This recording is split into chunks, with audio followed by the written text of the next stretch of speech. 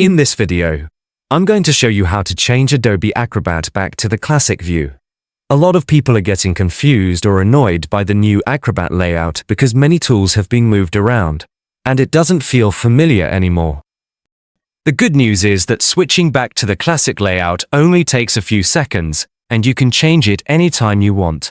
So let's get started. First, open Adobe Acrobat on your computer. Once the program loads, look toward the top left corner of the screen. You'll see a small menu button.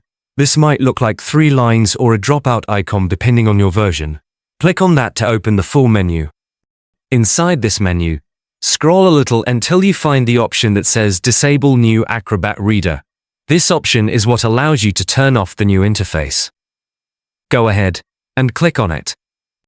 As soon as you click, Acrobat will show a message asking you to restart the application for the change to take effect. Click Restart and let the program close and open again.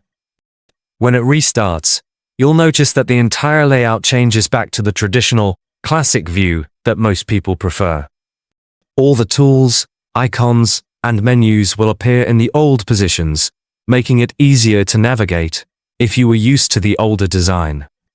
Now, if in the future you ever want to switch back to the new layout, you can do that too.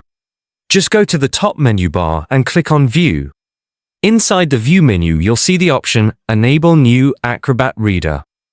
Select it, and again, you'll be asked to restart the program. After restarting, the new layout will be enabled again. This makes it easy to switch back and forth, depending on what you like or what you're comfortable with. So that's all for this tutorial. Now you know how to move from the new Acrobat layout to the classic view and back anytime you need.